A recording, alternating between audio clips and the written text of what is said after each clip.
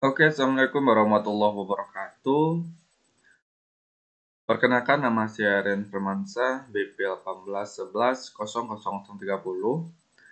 dari kelas Keamanan Sistem Informasi 8 SIA 2. Nah, di sini kita akan membahas tentang bab 13, yaitu UU ITE atau Undang-Undang ITE. Oke, tidak perlu lama-lama, langsung saja kita masuk ke pembahasannya.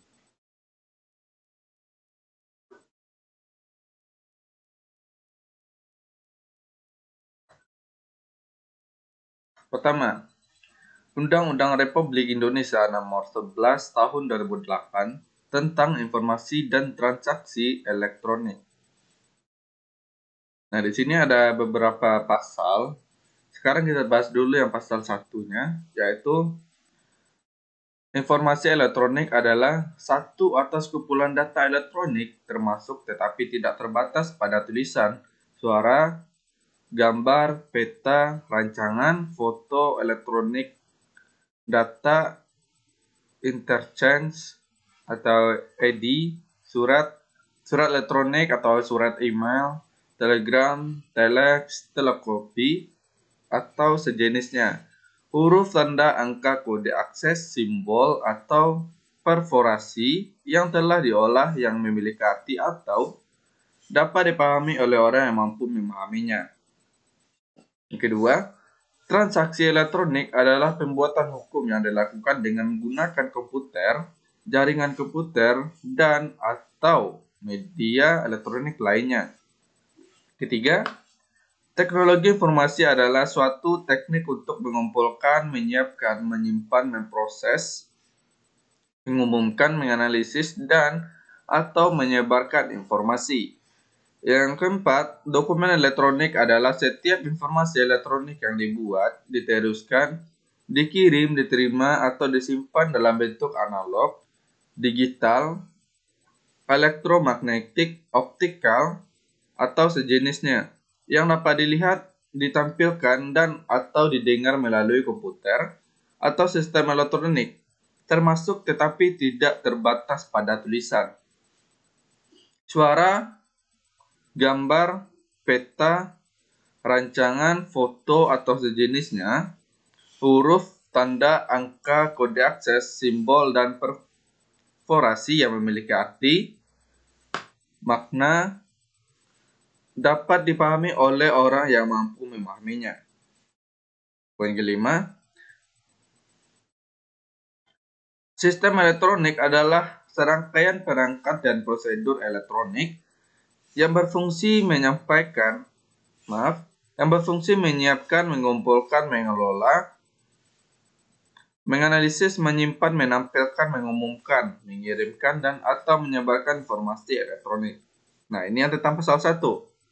Kita lanjut ke pasal 2. Maaf, jadi pasal satunya masih ada ya. Oke, kita lanjut. Poin ke-6. Penyelenggaraan sistem elektronik adalah pemanfaatan sistem elektronik oleh penyelenggara negara, orang, badan, atau usaha, dan atau masyarakat. Poin ke-7.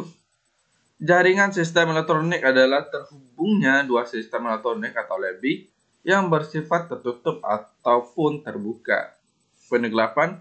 Agen elektronik adalah perangkat dari suatu sistem elektronik yang dibuat untuk melakukan suatu tindakan terhadap informasi elektronik tertentu secara otomatis yang diselenggarakan oleh orang. Ke-9. Sertifikat elektronik adalah sertifikat yang bersifat elektronik yang memuat tanda tangan elektronik dan identitas yang menunjukkan status subjek hukum para pihak dalam transaksi elektronik yang dikeluarkan oleh penyelenggara sertifikat elektronik. Poin ke-10. Penyelenggara sertifikat elektronik adalah badan hukum yang berfungsi sebagai pihak yang layak dipercaya yang memberikan dan mengaudit sertifikat elektronik. Poin ke-11.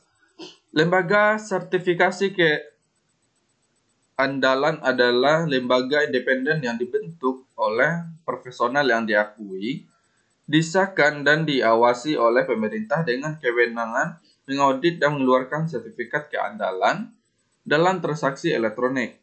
Poin ke-12, tanda tangan elektronik adalah tanda tangan yang terdiri dari atas informasi elektronik yang dilekatkan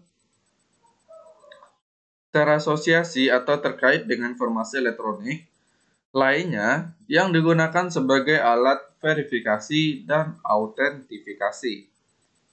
Poin ke-13, penanda tangan adalah subjek hukum yang terasosiasikan atau terkait dengan tanda tangan elektronik. Poin ke-14, komputer adalah alat untuk memproses data elektronik, magnetik, optik, atau sistem yang melaksanakan fungsi logika, aritmatika, dan penyimpanan. Poin ke-15, akses adalah kegiatan melakukan interaksi dengan sistem elektronik yang berdiri sendiri atau dalam jaringan untuk dapat mengakses komputer dan atau sistem elektronik lainnya. Poin ke-17, kontrak elektronik adalah perjanjian para pihak yang dibuat melalui sistem elektronik. Poin ke-18, pengirim adalah subjek hukum yang mengirimkan informasi elektronik dan atau dokumen elektronik. Poin ke-19, penerima adalah subjek hukum yang menerima informasi elektronik dan atau dokumen elektronik dari pengirim.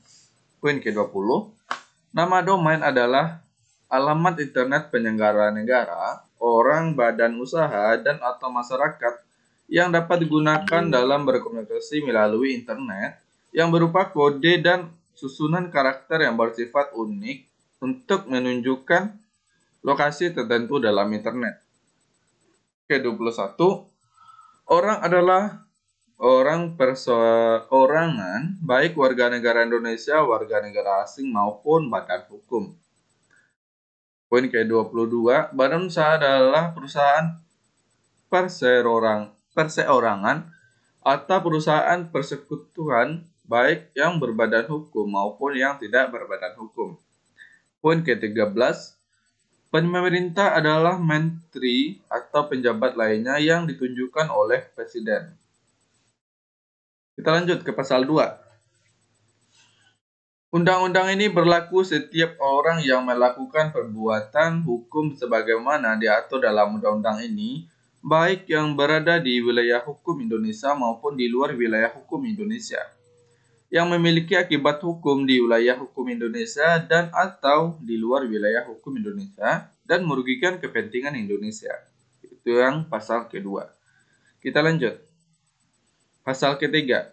Pemanfaatan teknologi informasi dan transaksi elektronik dilaksanakan berdasarkan azas kepastian hukum, manfaat, kehati-hatian, etikat baik, dan kebebasan memilih teknologi atau netral teknologi. Itu yang untuk pasal 3. Selanjutnya pasal 4. Pasal 4 yang berbunyi, pemanfaatan teknologi informasi dan transaksi elektronik dilaksanakan dengan tujuan untuk A. Mencerdaskan kehidupan bangsa sebagai bagian dari masyarakat informasi dunia. B. Mengembangkan pandangan dan perekonomian nasional dalam rangka meningkatkan kesejahteraan masyarakat. Yang C. Meningkatkan efektivitas dan efisiensi pelayanan publik. Yang D. Membuka kesempatan seluas-luasnya kepada setiap orang untuk memajukan pemikiran dan kemampuan di bidang penggunaan dan pemanfaatan teknologi informasi seoptimal mungkin dan bertanggung jawab dan memberikan rasa aman, keadilan, dan kepastian hukum bagi pengguna dan penyelenggara teknologi informasi. Ini untuk pasal yang keempat. Kita lanjut. Pasal kelima. 1. Informasi elektronik dan atau dokumen elektronik dan atau hasil cetaknya merupakan alat bukti hukum yang sah. Poin kedua, informasi elektronik dan atau dokumen elektronik dan atau hasil cetaknya sebagai dimaksud pada ayat 1 merupakan perluasan dari alat bukti yang sah sesuai dengan hukum acara yang berlaku di Indonesia. Poin ketiga, Informasi elektronik dan atau dokumen elektronik dinyatakan sah apabila menggunakan sistem elektronik sesuai dengan ketentuan yang diatur dalam undang-undang ini. Poin keempat, ketentuan mengenai informasi elektronik dan atau dokumen elektronik sebagai dimaksud pada ayat 1 tidak berlaku untuk A. Surat yang menurut undang-undang harus dibuat dalam bentuk tertulis dan surat beserta dokumennya yang menurut undang-undang harus dibuat dalam bentuk akta notaril atau akta yang dibuat oleh pejabat pembuat akta. Nah, ini untuk pasal kelima. Kita lanjut ke pasal ke-6. Yang berbunyi, dalam hal terdapat ketentuan lain selain yang diatur dalam pasal 5 ayat 4 yang mensyaratkan bahwa suatu informasi harus berbentuk tertulis atau asli, informasi elektronik dan atau dokumen elektronik dianggap sah sepanjang informasi yang dicantum di dalamnya dapat diakses, ditampilkan, dijamin keutuhannya, dan dapat dipegang dan dapat dipertanggungjawabkan sehingga menerapkan suatu keadaan. Kita lanjut pasal ke-7 yang berbunyi setiap orang yang menyatakan hak, memperkuat hak yang telah ada atau menolak hak orang lain berdasarkan adanya informasi elektronik dan atau dokumen elektronik harus memastikan bahwa informasi elektronik dan atau dokumen elektronik yang ada padanya berasal dari sistem elektronik yang memenuhi syarat berdasarkan peraturan perundang-undangan. Kita lanjut pasal 8. Poin 1. Kecuali diperjanjikan lain, waktu pengiriman dan suatu informasi elektronik dan atau dokumen elektronik ditentukan pada saat informasi elektronik dan atau dokumen elektronik telah dikirim dengan alamat yang benar oleh pengirim ke suatu sistem elektronik yang ditujukan atau dipergunakan penerima dan telah memasuki sistem elektronik yang berada di luar kendali pengirim. Poin kedua, kecuali diperjanjikan lain, waktu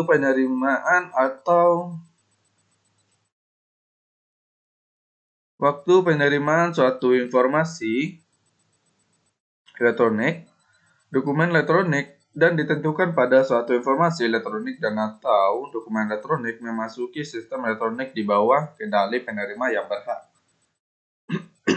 Poin ketiga, dalam hal penerima telah menunjukkan suatu sistem elektronik tertentu untuk menerima informasi elektronik, penerimaan terjadi pada saat informasi elektronik dan atau dokumen elektronik memasuki sistem elektronik yang ditunjuk. Poin keempat, dalam hal ini terdapat dua atau lebih sistem informasi yang digunakan dalam pengiriman atau penerimaan informasi elektronik dan atau dokumen elektronik, maka A. Waktu pengirim adalah ketika informasi elektronik dan atau dokumen elektronik memasuki sistem informasi pertama yang berada di luar kendali pengirim. B. Waktu penerimaan adalah ketika informasi elektronik dan atau dokumen elektronik memasuki sistem informasi yang terakhir yang berada di bawah kendali penerima. Ini untuk pasal ke-8. Kita lanjut. Pasal ke-9. Pelaku usaha yang menawarkan produk melalui sistem elektronik harus menyediakan informasi yang lengkap dan berkaitan dengan syarat kontrak produsen dan produk yang ditawarkan.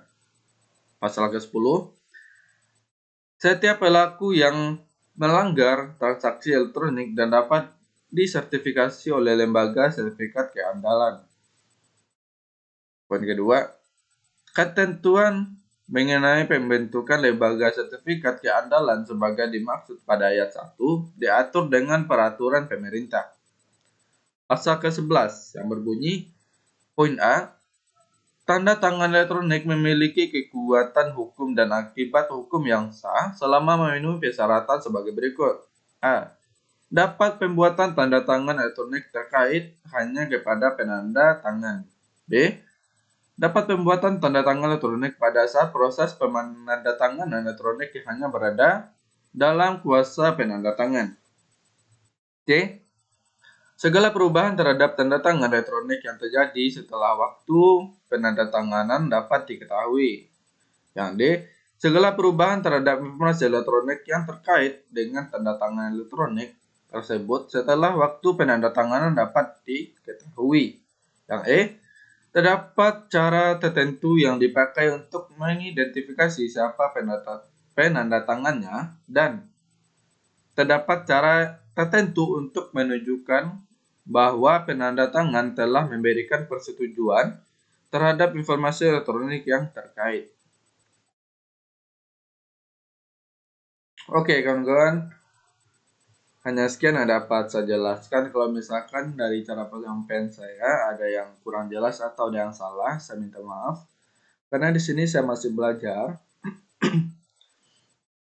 Saya akhiri dengan wabillahi taufiq wal hidayah. Assalamualaikum warahmatullahi wabarakatuh.